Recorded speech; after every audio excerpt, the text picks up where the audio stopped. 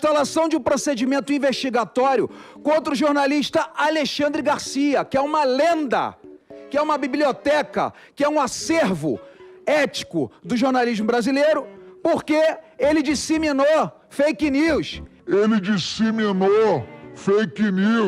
Olhando pra cara do povo ainda. Criminoso, estuprador, não anda com tornozeleira. E nem por isso anda com tornozeleira. Agora, o cidadão que é o patrão de todos nós aqui, Vossa Excelência, que por muitos dias não participaram de nada, tá usando tornozeleira. Você sabe que é um constrangimento pro cidadão que é do bem, que é honesto.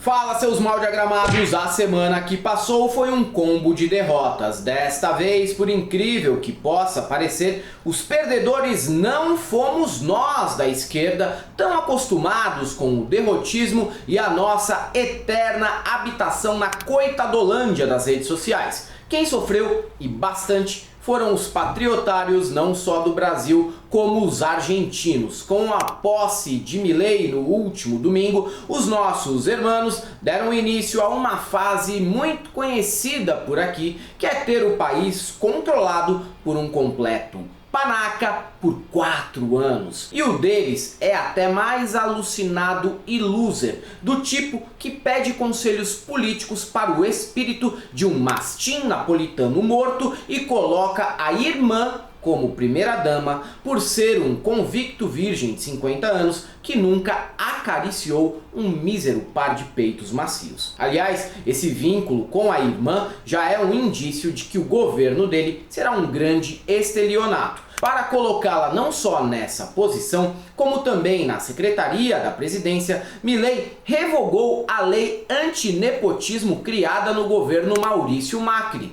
E nos primeiros dias depois da posse, o argentino ainda viu o preço dos alimentos disparar e o próprio Macri reconhecer que pobre ainda vai se foder muito nos próximos anos. Não foi por falta de aviso. E isso também não é problema nosso. Se já não bastasse essa derrota, a direita ainda perdeu por aqui com a confirmação da indicação de Flávio Dino para o STF.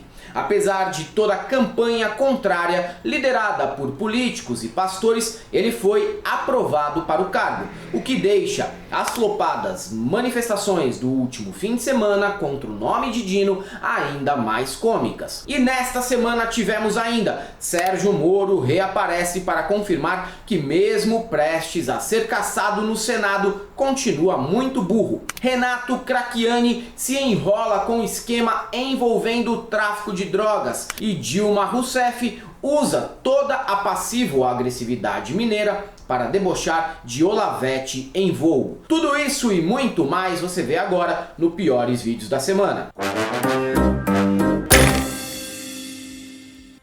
Salve, salve, galãs e galoas! Desde o começo do ano, Flávio Dino tem sido uma verdadeira pedra no sapato dos bolsonaristas. Eleito senador pelo Maranhão, ele nem esquentou a cadeira no cargo e foi nomeado para o Ministério da Justiça. E a partir de então, virou alvo preferencial dos patriotários do Congresso na convocação para sabatinas e comissões estapafúrdias. Confirmado. Dino não, comunismo não, ativismo judicial não. Perdemos essa batalha. O problema é que, em todas as vezes nas quais o convite foi aceito, o então ministro apresentou um misto de preparo, inteligência e altas doses de deboche, do tipo que deixa o alvo irritado por meses, quiçá anos. O que mais sentiu essa pressão foi Marcos Duval, que chegou a comparar o tamanho da piroca com a de Dino, numa tentativa desesperadora para provar algum tipo de superioridade.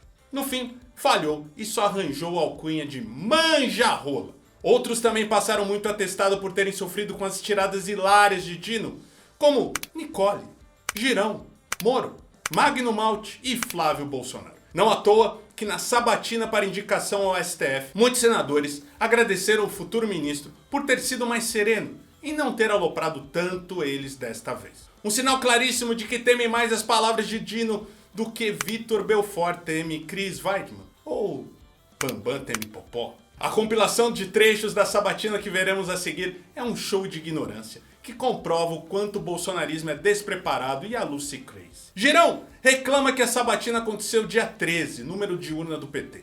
Já tem uma coincidência aí grande, né, que a sociedade fala, que é do dia 13, que não apenas é o número do Partido dos Trabalhadores, mas também o aniversário do ministro Alexandre de Moraes.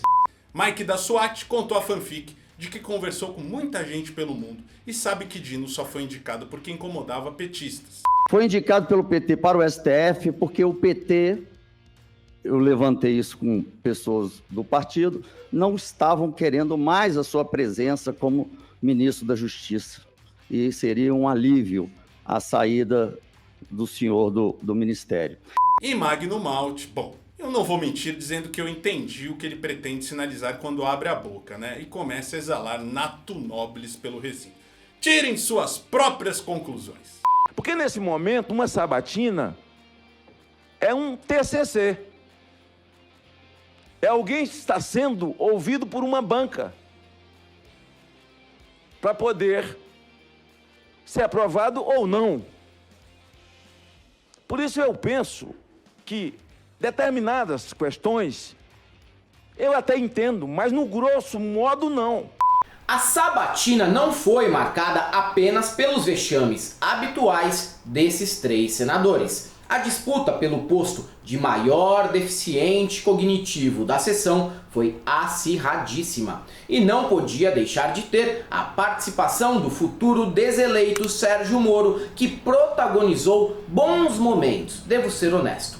Primeiro, ao ser flagrado cumprimentando Dino e não resistindo às piadinhas ao pé do ouvido que o agora magistrado costuma contar. Gabriela Biló registrou esse movimento e as imagens caíram como uma bomba nas redes, com o Marreco mais uma vez sendo classificado como traíra no meio bolsonarista. Além desse flagra, uma troca de mensagens do senador paranaense com um sujeito chamado Mestrão evidenciou que não dá para saber se o Moro votou contra a indicação do Dino para não ser chantageado por bolsonaristas ou se votou a favor para ganhar simpatia de Dino nos futuros processos envolvendo o seu nome, que devem chegar em breve ao Supremo. Nem me espantei com o teor da mensagem, mas sim com a confirmação de que Moro sabe escrever. Inesperado, no mínimo. Márcio Bittar e Rogério Marinho tentaram lacrar com conversinha mole sobre comunismo e Dino recordou que os dois também já engrossaram as fileiras dos partidos de esquerda num passado nem tão distante, viu?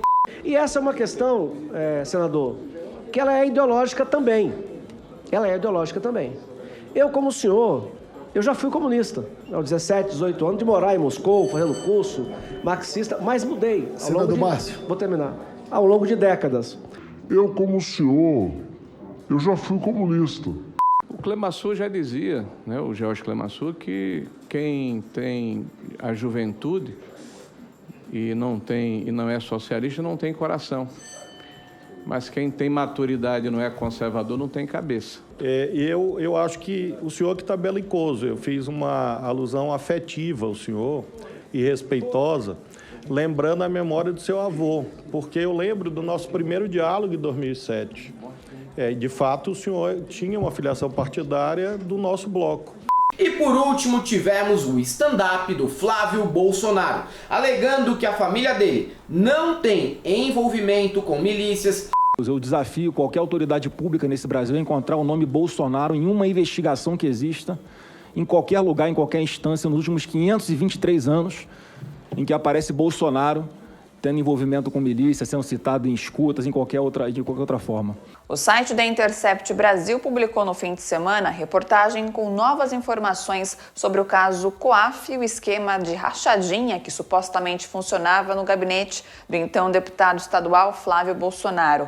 Depois, tomando uma aula sobre regulação das redes sociais. As pessoas ficam impunes.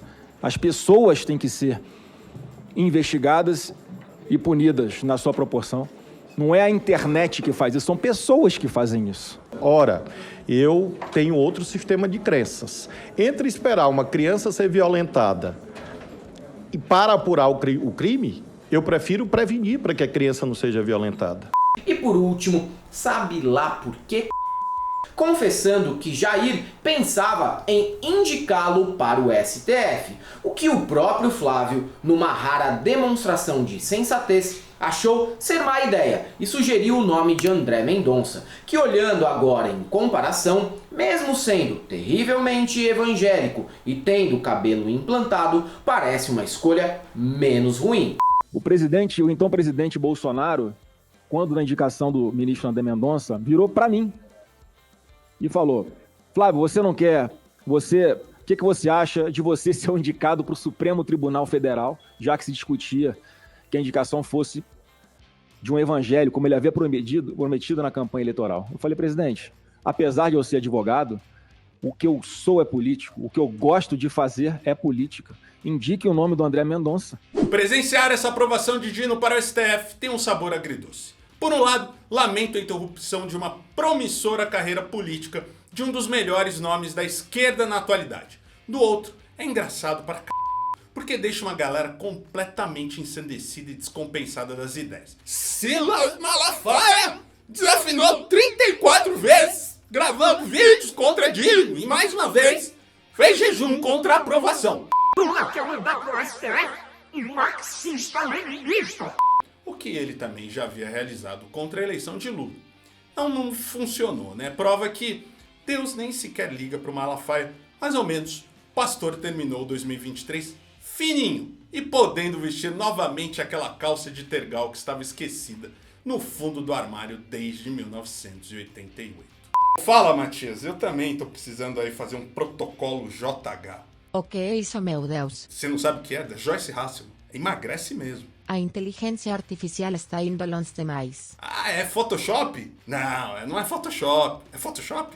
No último fim de semana, as ruas foram tomadas por manifestações fracassadas em várias capitais. Essas micaretas cada vez mais esvaziadas foram promovidas contra a indicação do Dino, como se o Valdir patriota de Arroio do Padre pudesse impactar esse processo todo, né? Os melhores momentos desse canto do cisne do bolsonarismo neste ano vieram de Recife, onde o gado se reuniu pelas ruas do centro e próximo à praia de Boa Viagem, que tem muito bolsonarista, né? Tudo isso com direito a passeata com trenzinho, carreta corrupção, panela fritando a cabeça de ovo do Xandão.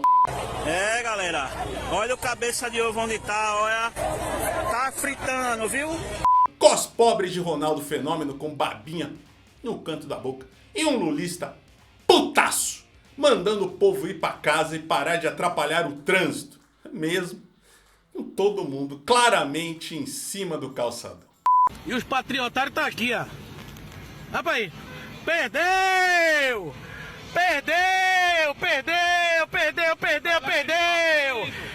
Dino tá chegando, nosso presidente Dino, viu? Flávio Dino presidente, se Deus quiser. Flávio Dino presidente. Aqui, ei, vai ficar chorando até quando? Pelo amor de Deus. É até quando eu choro, hein? Até quando o choro? Até quando o choro? Até quando, porra? Até quando o choro? Flávio Dino tá vindo aí, Flávio Dino, viu? Flávio Dino tá vindo aí. Patriotário aqui em Boa Viagem, rapaz, atrapalhando o trânsito. Eu admito, eu tava com muitas saudades desses doidinhos de bairro que tanto alegram o cotidiano nacional. Esperando por mais vídeos como esse em 2024. A semana que passou se iniciou com a posse de Javier Milei, que recebeu a faixa presidencial das mãos de Alberto Fernandes. O evento marca uma nova fase para a Argentina, o que não significa que vai ser boa. Mudanças nem sempre são positivas. Sua vida pode ser modificada completamente por uma hemorroida, um chifre ou a falência, o que não são situações alegres, exceto se você for algum tipo de fetichista. Aí tudo bem. E tudo leva a crer que Milei, na melhor das hipóteses, será uma hemorroida para a Argentina nos próximos 4 anos, isso se não for um prolapso anal para a nação, e eu não recomendo que vocês pesquisem o que é isso no Google. Em menos de 72 horas já foi comprovada a fraude.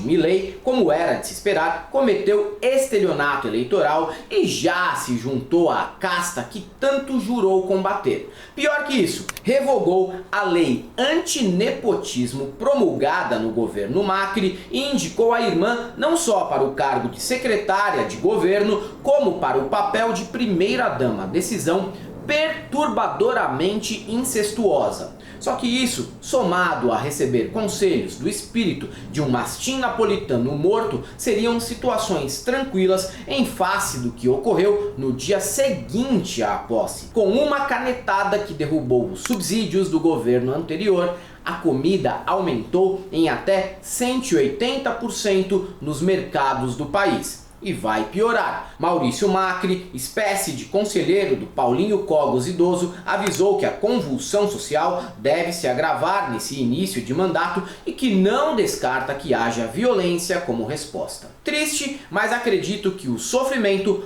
pode ser pedagógico. Nada como 4 anos comendo arroz com papelão para fazer algumas pessoas despertarem. A situação do bolsonarismo é melancólica. Mesmo com a direita dominando o Congresso, o governo Lula terminou o primeiro ano com saldo positivo, contrariando as previsões de que o Brasil viraria Venezuela, né, Paulo Guedes? Até dezembro. Chegamos a esse mês com o crescimento do PIB em 3%, desemprego na casa dos 7% e a Bolsa batendo recorde histórico. Se nos aproximamos da Venezuela em alguma área, foi no futebol, com a seleção colecionando vexames e terminando o ano atrás do país do Maduro na tabela das eliminatórias para a Copa de 2026. É logo ali. E o que resta para a escória simpática ao mito num cenário como esse?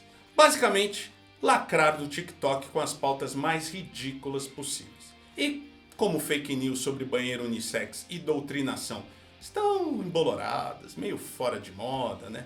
O momento exige criatividade. General Girão, que é deputado federal potiguar, precisou ir até Lusiânia, em Goiás, a 2.300 quilômetros de Natal, para gerar um conteúdo e agitar suas redes sociais. Conteúdo que, convenhamos, é bem patético e consiste em denunciar uma bandeira do Brasil esfarrapada num diretório municipal do PT. Aí veja aqui, diretório municipal do PT. Olha só o padrão da bandeira do Brasil que está ali em cima e abaixo a bandeira vermelha. A bandeira vermelha até que está mais ou menos ali, né? Desbotada, mas está ali. Agora a bandeira do Brasil toda rasgada. Que vergonha! Que vergonha! É isso que o presidente Lula e que os petistas estão fazendo no Brasil. Olha só. Depois do vereador federal, agora temos um novo cargo surgindo. Deputado itinerante, especialista em inspecionar bandeiras em mau estado de conservação.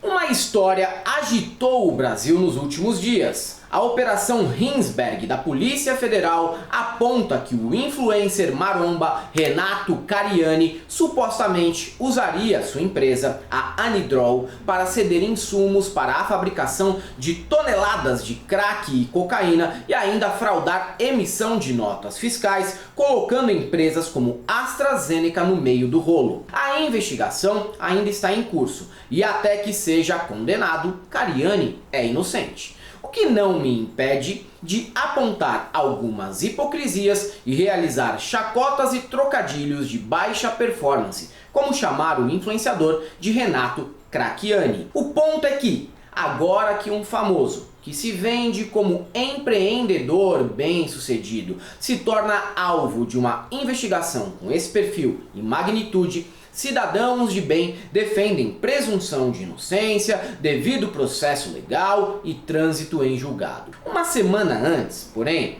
o mesmo recorte populacional defendia que justiceiros de Copacabana descessem a paulada em qualquer cidadão considerado suspeito, o que em bom português significa descer a porrada em preto e pobre de óculos Juliette e bermuda da Ciclone. O mesmo vale para as prisões do 8 de janeiro. Até aquele fatídico domingo, direitos humanos só valiam para humanos direitos. Foi só encarcerarem umas véias bolsonaristas e deixá-las cagando de cócoras, dormindo de valete e comendo rango azedo na colmeia que a direita automaticamente virou defensora dos direitos humanos e da reforma do sistema prisional. A hipocrisia é tanta que em breve veremos bolsonaristas defendendo o MST. É só questão de tempo. pode aguardar. Aliás, mesmo que Cariani seja inocente, eu devo admitir que adorei os vídeos dele se justificando nessa história. No primeiro, o personal está juridicamente bem orientado, evita se colocar em posição de risco e, mais importante, com toda tranquilidade que lhe é peculiar, ainda joga a bucha no colo da sócia de 71 anos. Show! Eu sofri busca e apreensão porque eu sou um dos sócios. Então todos os sócios sofreram busca e apreensão. Essa empresa, que é uma dessas empresas que eu sou sócio, que é a empresa que está sofrendo a investigação, ela foi fundada, pessoal, em 1981. Então ela tem mais de 40 anos de história. Ela é uma empresa linda, onde a minha sócia, com 71 anos de idade, ainda é a grande administradora, a grande gestora da empresa. Já no segundo vídeo, em que aparece com filtro arianizador, pele mais lisa que uma superfície de fórmica e barbinha na régua, Renato explica que está tranquilo e vai seguir a sua vida como se nada estivesse acontecendo. E hoje é hoje. Então hoje eu acordei falando o seguinte: eu vou fazer meu dia como eu tenho que ser. Cheio de energia, força, coragem, afinal de contas, eu sei a pessoa que eu sou, eu sei o trabalho que eu faço, eu sei o quanto eu luto todos os dias para construir toda a minha história, minha jornada, para construir as minhas empresas, então isso não vai me derrubar. Seguir a vida vai mesmo, ele é rico, mas tranquilo não tá não. Desde segunda-feira, esse aí tá com o c... que não passa nem sinal de Wi-Fi. Parabéns! Mesmo quase um ano após a invasão aos prédios dos três poderes, ainda temos uma raspa do tacho de patriotários que insistem em virar mártires e puxar uma etapa na papuda para combater o comunismo e o STF. E enquanto Flávio Dino não assume seu posto do Supremo, Xandão ainda é o alvo preferido de quem deve estar com muita dificuldade em casa e prefere passar dias mais tranquilos, com uma alimentação gratuita, sexo com os parceiros e academia ao ar livre na cadeia. Um ex-cabo temporário, seja lá o que for esse cargo de baixo clero, foi além e se propôs a ser homem-bomba, caso o mito seja preso. A ideia é entrar no STF para explodir a corte e vingar o que ele considera uma perseguição a um presidente muito honesto, que apenas é alvo de investigações de desvio de joias, ligação com a milícia e genocídio. Coisa pouca, né? Irrelevante. Estou aqui fazendo um pacto. Se prenderem Jair Messias Bolsonaro, eu me ofereço como bomba humana. Relevante mesmo é ele ter ficado ofegante em 2 minutos de vídeo. Povo covarde, povo marica. Eu estou aqui. Agora, tá? Se quiser, é só puxar aí que no meu cadastro tem meu CPF. Imagina assumindo a missão de explodir o STF. Infarta no meio da viagem. O cidadão em questão é representante da doença, que é ser bolsonarista fanático. Antes deste vídeo, ele já havia espalhado que Dona Marisa, ou como ele diz, Dona Marise, e o neto de Lully não morreram, mas estariam escondidos em Cuba. Até poderia ficar com pena ou assustado, mas eu prefiro esperar o vídeo de desculpas, dizendo que ele toma remédios controlados e que quem o conhece sabe, né? Que ele seria incapaz de fazer mal a alguém, ou que não é mentira.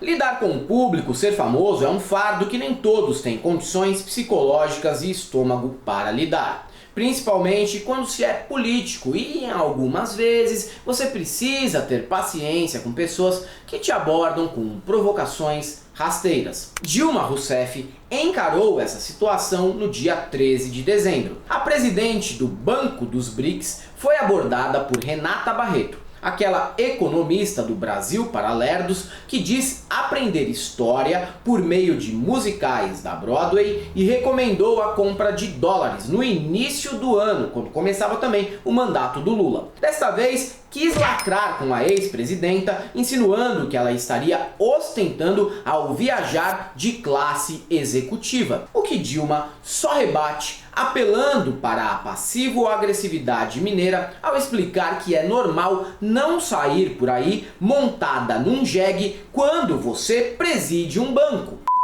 Bom dia, presidente. Bom dia. Tudo bem? E você, vai bem? Eu trabalho com o Lila, a gente tomou um café da manhã em Marrakech.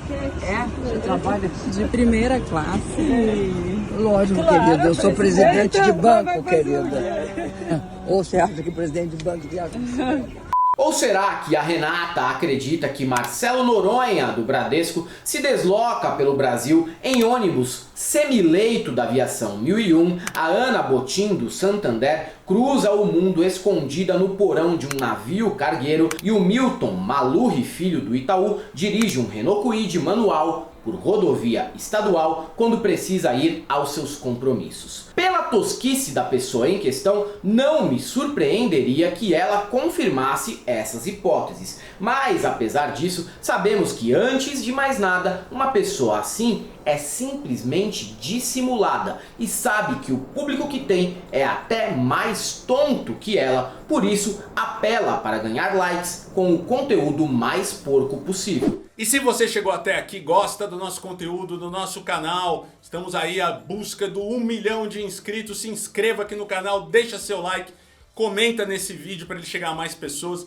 mas nos apoie também. Aqui no primeiro comentário tem o nosso Seja Membro, nosso Apoia-se, nossa conta corrente, Pix e PayPal, tá? Você também nos siga nas outras redes sociais, Instagram, Twitter, TikTok e Facebook. Se você é um desses que ainda fica conspirando contra a verdade do mundo e da Terra Prometida, eu só tenho uma coisa para te dizer: não passamos!